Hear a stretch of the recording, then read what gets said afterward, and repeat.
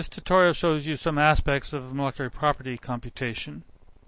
If we have a molecule, in this case methyl fluoride, we want to do a calculation. We go up and we say choose ab initio, say 321G, and just go and do a single point. We'll compute the wave function and certain properties.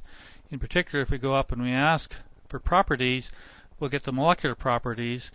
In this case, we only have the total energy and some variations on that.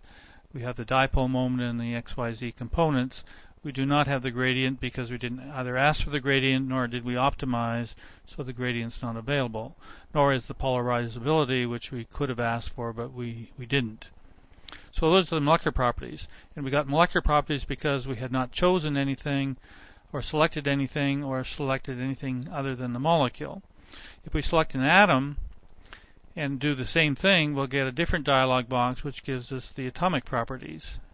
In this case, the mass and basis set and so on, the charge on that atom according to Mulliken population analysis, the spin population, hyperfine constant, they're 0 because we don't have a radical.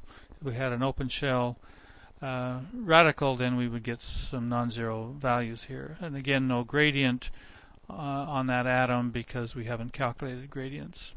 If instead of an atom we choose a bond that has two atoms that are bonded to each other and ask for the properties, we'll get the bond properties. In this case, there's relatively simple. It's just the bond length and the bond order that's computed from the wave function.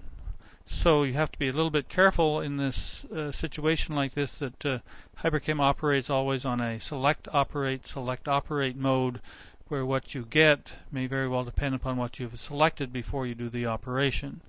In this particular case, the properties dialog box depends upon the selection and gives you different properties depending on the selection.